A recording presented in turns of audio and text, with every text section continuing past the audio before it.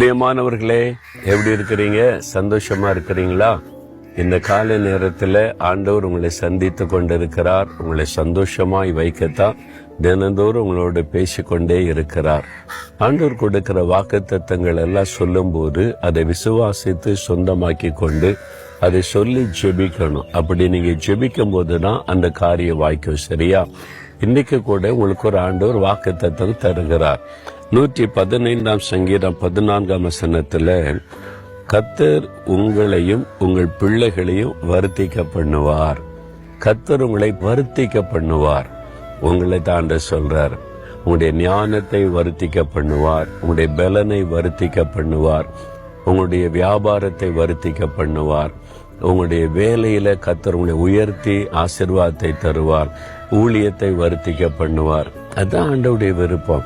அதாவது பெருக பண்ணுவது, மல்டிப்ளை. அந்த மாதிரி ஆண்டவர் உங்களை வருத்திக்க பண்ணி உங்களை ஆசீர்வதிக்க விரும்புகிறார். அப்படியா?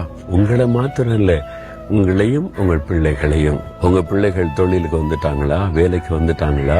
பிள்ளைகள் எழும்பிட்டாங்களா? அவங்களும் ஆசீர்வாதமா இருக்குன்னு விரும்புறீங்கல்ல?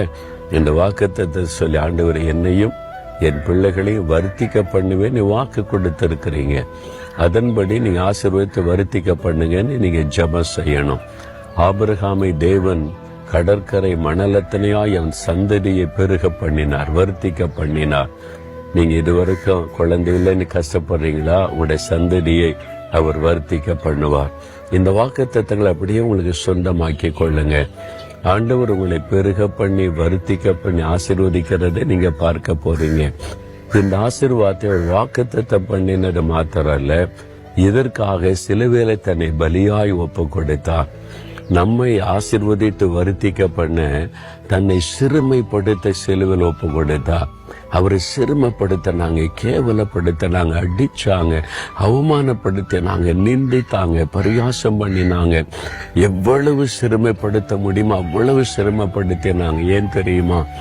நம்மை ஆசீர்வதித்து வருத்திக்க பண்ண, நம்முடைய சிறுமையை மாற்றி மேன்மைப்படுத்த உங்களுக்கு அந்த ஆசீர்வாதத்தை ஆண்டவர் இன்னைக்கு வாக்கு பண்ணுகிறார். என் மகனே, என் மகளே, உன்னை நான் வருத்திக்க பண்ணுவேன். உனக்கு குடும்பம் வந்துட்டா, பிள்ளைகள் வந்துட்டாங்களா? உன் பிள்ளைகளை நான் வருத்திக்க பண்ணுவேன். ஆபிரகாமுக்கு பிறகு ஈசாக்கை தேவன் வருத்திக்க பண்ணினாரே. ஈசாக்குக்கு பிறகு யாக்கோபை தேவன் வருத்திக்க பண்ணினாரே. உங்களுக்கும் அப்படி செய்வார். விசுவாசத்தோட இந்த வாக்குத்தத்தம் எனக்குரியது. ஆண்டவரே, நீர் வாக்குத்தத்தம் பண்ணினபடி வருத்திக்க பண்ணும் அப்படின்னு ஜெபம் பண்ணுங்க. ஜெபிக்கிறீங்களா? இயேசுவே, இந்த வாக்குத்தத்தத்திற்காய் ஸ்தோத்திரம். என்னையும் என் பிள்ளைகளை வருத்திக்க பண்ணுவேன் என்று வாக்கு கொடுத்திருக்கிறீங்க. ஆபிரகாமுக்கு வாக்கு கொடுத்து நிறைவேற்றினீங்க. எனக்கு வாக்கு கொடுத்திருக்கிறீங்க. இயேசுவின் நாமத்தில் இந்த ஆசீர்வாதம் எனக்கும் என் பிள்ளைகளுக்கும் உண்டாகட்டும். என் குடும்பத்தை வருத்திக்க பண்ணுங்க. வியாபாரத்தை, வருமானத்தை வருத்திக்க பண்ணுங்க. என் ஊழியத்தை, சபையை வருத்திக்க பண்ணுங்க. இயேசு கிறிஸ்துவின் நாமத்தில் இந்த ஆசீர்வாதம் உண்டாகட்டும். ஆமேன், ஆமேன்.